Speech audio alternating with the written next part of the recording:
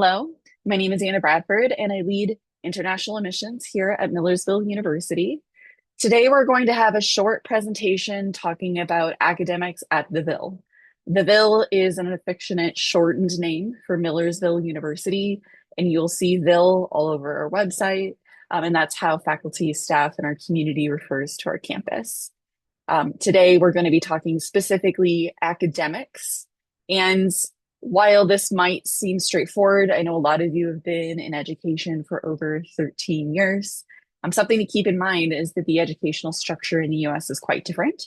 And because of the differences that I'll unpack today, each campus in the US might have some different offerings, different structures, different portfolio. And today is really helping you understand our structure. So first, I'd like to just touch base on why the United States. I know that you have a lot of options, and you're probably looking at universities in some of these other countries, the UK, Canada, Australia. And especially when we're thinking about academics, if you're going to a website of a UK institution or an Australian institution, what you'll see for academic structure is going to vary slightly from what I'll unpack in the US. The application processes, how we do things, it's different. Even in Canada, some of the structure between Canada and the US is quite different.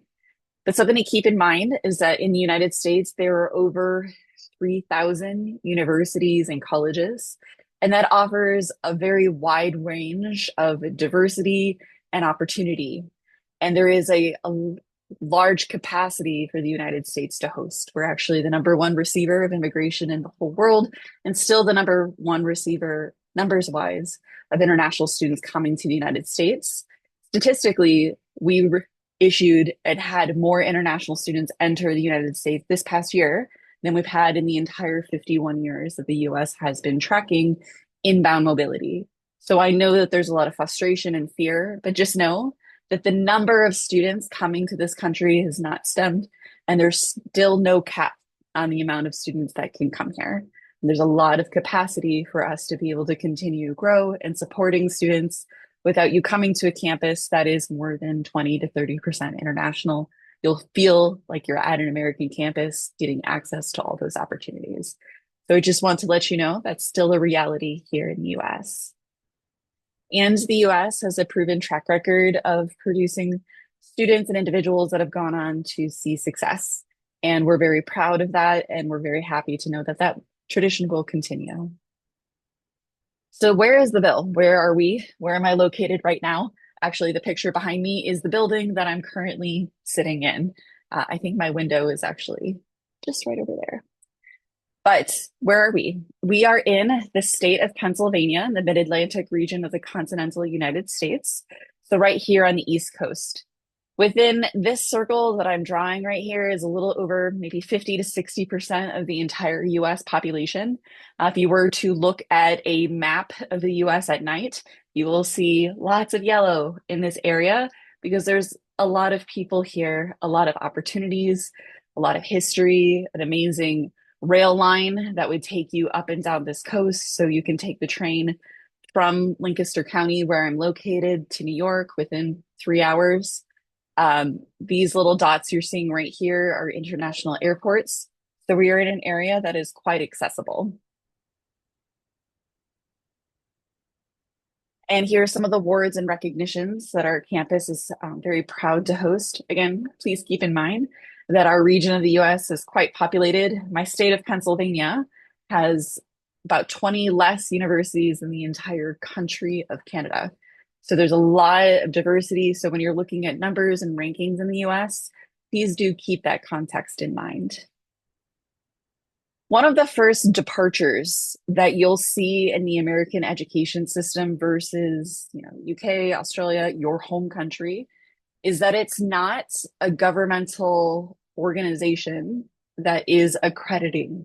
So for example, if you happen to be in India or if you happen to be in Nigeria, and I want to see that the university you're transferring to Millersville University is legitimate, I'm going to go to your government's website, so the University Grants Commission, and look up your institution because that group is saying your university is legitimate.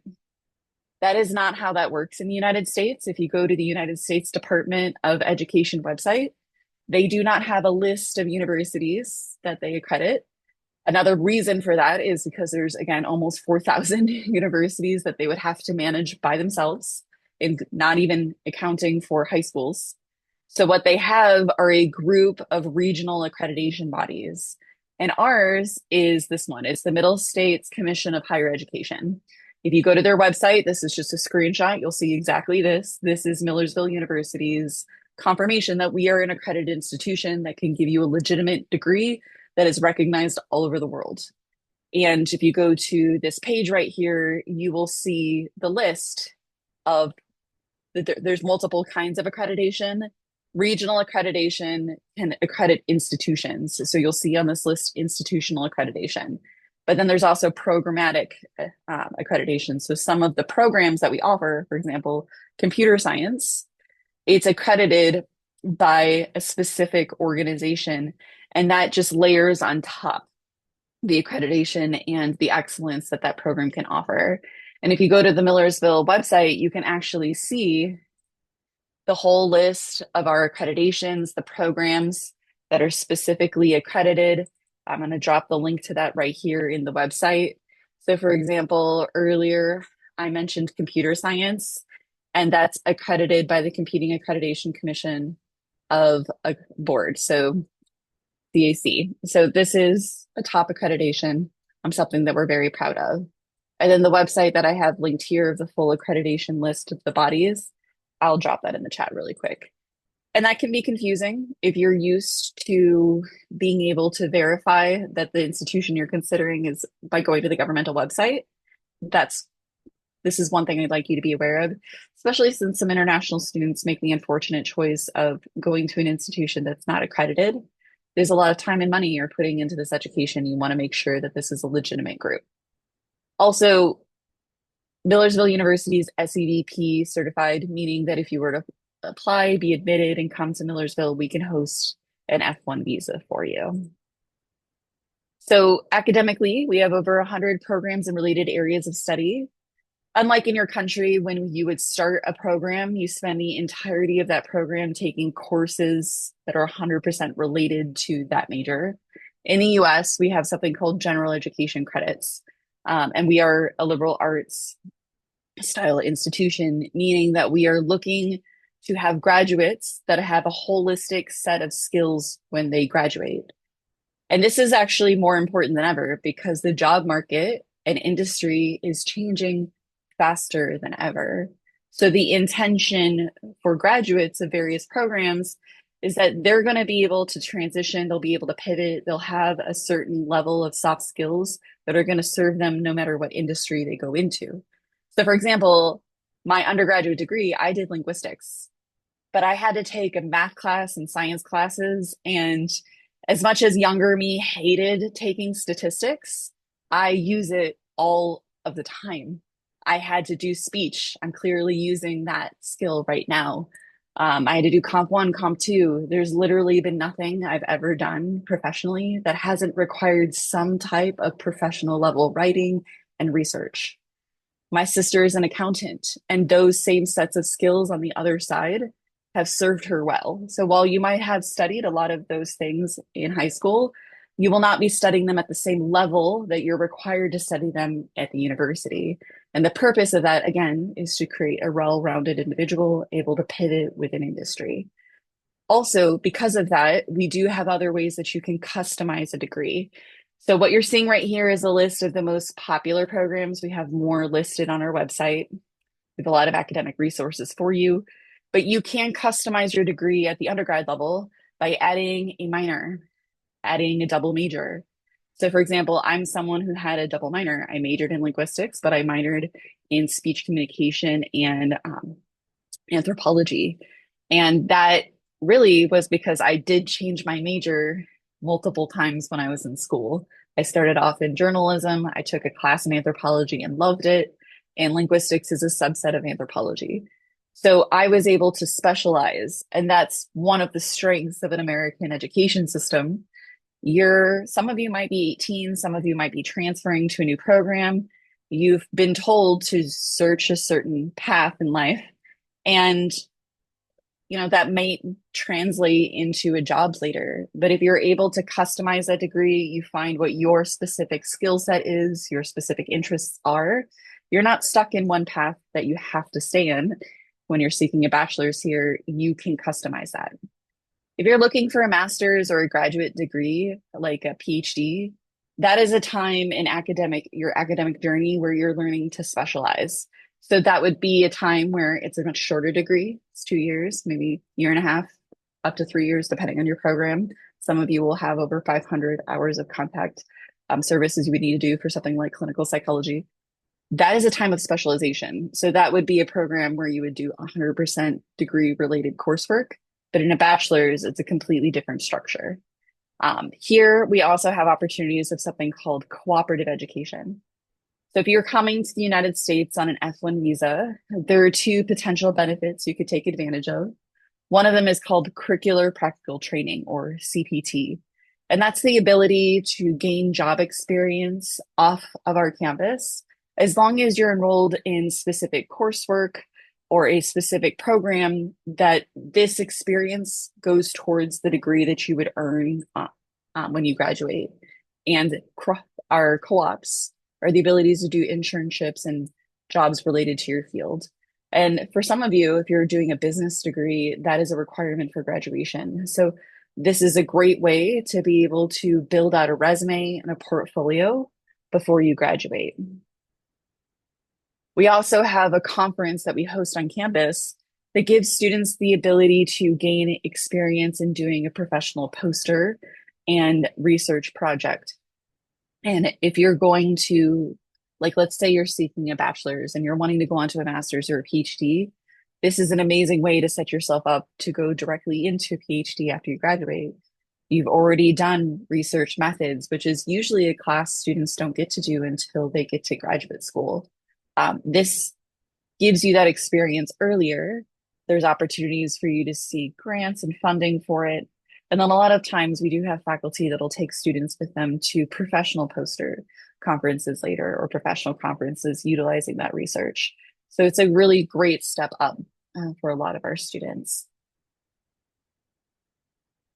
So when you go to obtain a degree, as I said before, there's a lot of customization. So it can be hard, like you're not going to get a 4-year list of every single class that you're going to take each semester. That's not how it works for us. And that's another reason why a lot of students want to know how much their entire degree is going to be in one go. There are a lot of choices that you will get to make that will ultimately change how much you pay, right? It changes how long you're going to study. You can choose to take 4 classes per semester. You can choose to take more. Your choices as a student will ultimately change your final ultimate costs. That's why when you go to our university website, you will see a grid for 1 year, and it will tell you how we made up that grid so you can calculate costs. That is a conversation that we'll have later, but that's some information that you can have for you to know. And this is part of why. This is our university catalog. The catalog is our university's promise to you. If you do the things listed in this catalog, you will graduate. No matter if the program changes next year, some of the requirements, the catalog that was active for the year that you started at Millersville will be the requirements for how you will graduate. And it will tell you what to do, what classes are available, what your academic expectations are. So for a lot of international students, the US expectations for something like plagiarism, how to cite your work, is very different than the expectations of your home country. And it makes it very explicit in this document saying, this is what we expect of you. This is how you will graduate. This is the programs that we offer. So all of this is listed here, and it also has something called the credit system. So for example, this is just a screenshot of our computer science program. It's a listing of the classes, so course descriptions. When you go to the website and you go click down, so undergraduate grad course descriptions, if you click the little plus, you'll see a full listing of the different departments that host classes.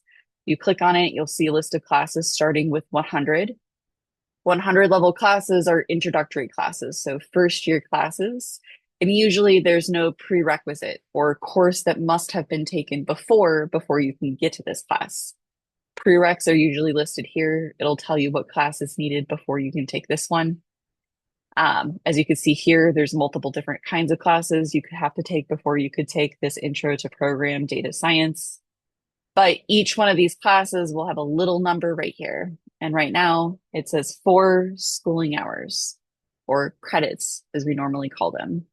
And the credit system is used for multiple things, but what's important for you to know is that it's used to see if you're full-time. Well, so full-time study is someone who's taking at least 12 credits per semester. So you would need to take, if all of your classes were 4, right? You would need to take 4 to be able to be full-time. Some classes can go up to 6 credits. Some classes can go as low as 1. I don't think there's a 1. There might be a 1, but a 2 for sure. So that's how you can make your schedule. But then it also comes down to costs. At the undergrad level, we are a flat tuition school. So as long as you have 12 credits or more, you're not paying anything additional if you took 18 to be able to take courses. So that's, again, at the undergrad level. This catalog is very useful. And it's also helpful for you to understand, okay, I want to do this semester. I am full-time. Like, for example, today is orientation for students who are starting for spring 2025. And a lot of these students, we're going to have a conversation with them because they don't have enough credits registered for yet. We're going to have to put them in more classes today to make sure that they're in compliance with their visa. So this is another reason why that is helpful. And this is an example of a course progression chart that you would go through with an advisor that says, hey, these are the classes that I need to take. I've taken them. Here's my grades. And you see that some of these are blank. What that means is that there's some flexibility here. And you'll also see that it doesn't have like a column for 4 years. That's because of the general education credits. There'd be another chart you're looking for. To summarize how you would get a US degree as a bachelor's, usually you would need 120 credits, and at least 30 of those credits are usually a major program, but sometimes 60 of them are a major program. So it depends on how intensive your program is. If your program is 30 credits, that means you could double major easily. That means you could do additional experiential opportunities like a year studying abroad or something else like that. There's a lot of, again, flexibility, and this is a really great way to prepare yourself for what your future career would be. And you're not doing this alone. You have an academic advisor as well as a success coach, and then others on campus that are there to assist you. So I know this might feel overwhelming, but you do have a support network on our campus to see you succeed. Also tools like a degree audit, which you're seeing right now, to be able to help you track your progress and be able to see what is still left for you to do. We also have additional opportunities. For example, our undergraduate students can seek out something like our honors college. You can come in as a first-year student or as a transfer student. And this is just another way to add more rigor and opportunity to your educational experience. There are also additional honors programs for different majors or disciplines. You could actually usually see them within clubs. And here's just a few places where our graduates go for employment and professions after they leave Millersville, but also a lot of our students will go on to continue their educational journey. And here are just a few of the other universities where our students have gone on to. Of course, neither of these are a comprehensive list. So this is, again, a presentation that's purely centered on academics. I'm happy to answer different questions that you might have. Right now, I'm going to drop in the chat a link tree that is to contact information for myself and my colleagues, as well as a link on our website. Let me just share the website really quick to give you a brief tour.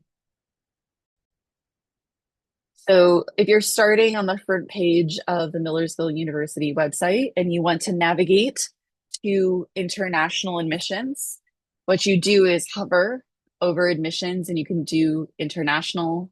If you're logging in from a cell phone, it's going to look like this. So you're going to hit these three little widgets and then the plus, and you can get down to international. But let's just say you accidentally just click the button internet, like admissions. You just scroll down international admissions. So even if you're undergrad, grad, online, if you are someone that's outside of the United States that would need a visa to study or stay in the USA, you're going to be working with us in international admissions. And this is the page for international admissions. On every page in the university website, you'll see little navigations, which go like that. But if you're coming from the web, like from a computer, it'll usually look like this. So here's just some overview of our institution, undergrad, grad, English, things like that. But how to apply is here. This is another webinar that I've done that is a tour of me going through the website. I did update the website since I recorded this, so there's a few more things you'll see on the website of the tour, but it's also a tour of the application form itself. So highly encourage you to go through this. I go through an actual application. So if you get stuck on the form, this is a great thing to watch. Here's different pages. So for example, undergraduate students, if you're applying as a first year or a transfer, this is your checklist. Or if you're a graduate student, here is your checklist, exactly what you need to do. English language, English proficiency requirements. This is exactly what we will accept. I will not take a letter from your institution talking about mode of instruction. Unfortunately, that is not uniform across the world. And while your institution might be one that I could recognize, it would be because it meets the requirements listed here. So this is a comprehensive list of what we will accept. Anything that's not listed on here, we will not. Your nation might qualify for an automatic waiver for you. You might need to take an exam, or maybe there's a curriculum that your school uses that would qualify you. If it's not listed here, we don't accept it. So please read through this. And then transcript requirements. We will use unofficials for getting you an admission decision. And we do define what an unofficial means. So if you're physically holding a document that your school gave you that is no longer in a sealed envelope like this, then it's not official. If it's a digital copy that's on your computer on your desktop right now and you attach it to an email and send it to me, that's also not official. This is how to provide official transcripts to us. Costs and tuition are listed right here. This is listed out in how to consider getting it to us for your visa process. But if you want to know a breakdown, you can go here to the university website, and out of state, this would be a more in-depth breakdown. Okay, so getting back to international. Other things to keep in mind, we know that there's going to be a lot of terms and a lot of information that you're not familiar with. Academic terms are listed here.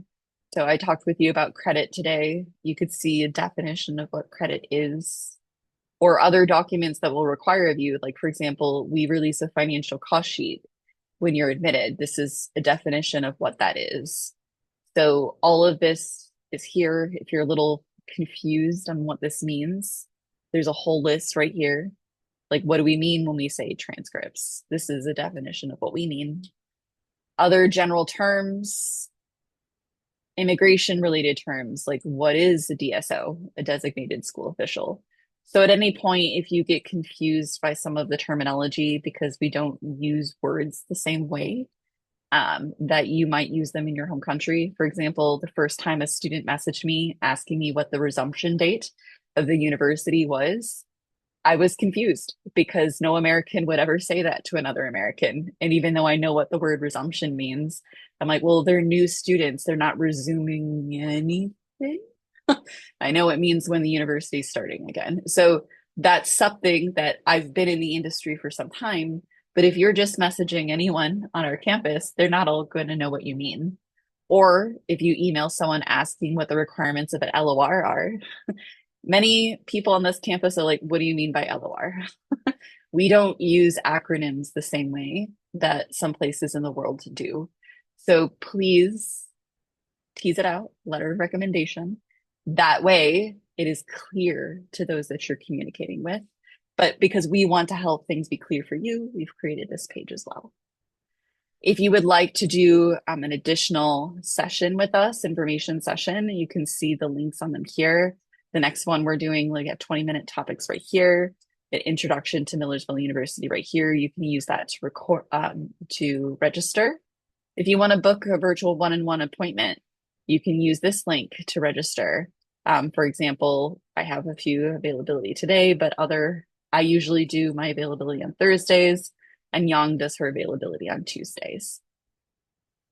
And then other things like virtual tour, you can go here to be able to see a little bit more of the physical location of Millersville University. And if you get admitted to Millersville, we have this page here that has literally every single step you would need to do to get here. So we try to make this as explicit as possible.